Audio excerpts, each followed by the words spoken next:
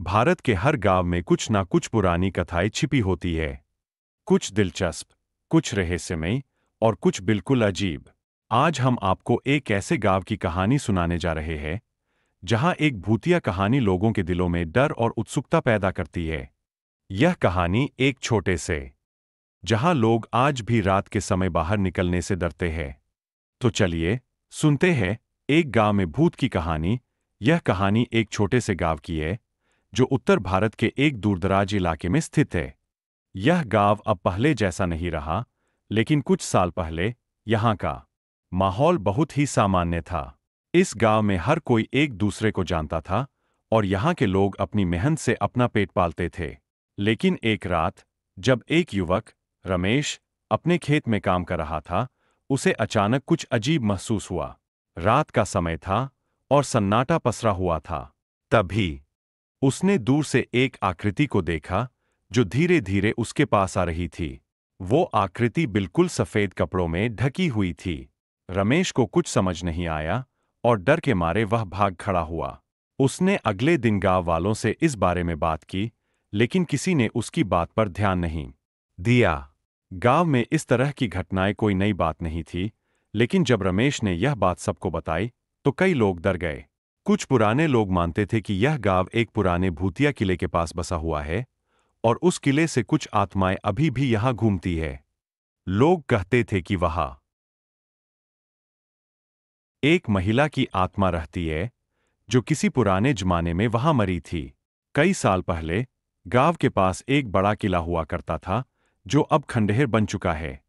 गांव के बुजुर्गों के अनुसार इस किले में एक महिला का निधन हुआ था। वह महिला बहुत खूबसूरत थी और उसकी शादी एक अमीर जमींदार से हुई थी। लेकिन कुछ साल बाद उसे उसकी सास के द्वारा बुरी तरह तंग किया जाने लगा। एक दिन उस महिला ने आत्महत्या कर ली। उसके बाद से लोग मानते हैं कि उसकी आत्मा किले में बसी हुई है और कभी-कभी गांव के पास घूमती है। रमेश की दूसरी मुलाकात उस भूतिया आत्मा से कुछ दिन बाद हुई। इस बार वह अकेला नहीं था। उसकी पत्नी कविता भी उसके साथ थी। दोनों रात के समय अपने घर लौट रहे थे जब अचानक उन्हें वही सफेद आकृति सामने दिखाई दी। इस बार आकृति ने उन्हें देखा और फिर धीरे धीरे गायब हो गई। इस घटना ने पूरे गांव को हिला दिया।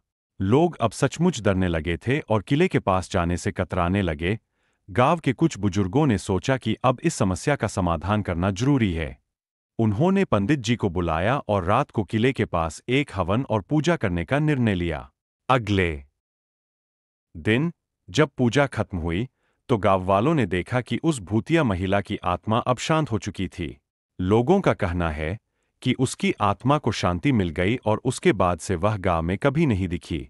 आज भी इस गांव के लोग उस डरावनी रात को याद करते हैं, लेकिन अब यह गांव फिर से शांत और खुशहाल हो गया है। हालांकि हर साल कुछ लोग किले के पास जाते हैं यह देखने के लिए कि क्या सचमुच उस भूतिया महिला की आत्मा अभी भी वहां मौजूद है।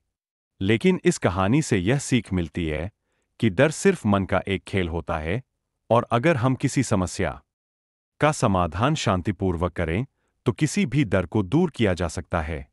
सत्य क्या था, यह अब भी एक रहस्य है।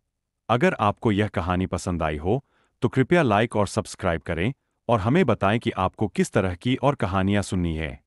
धन्यवाद।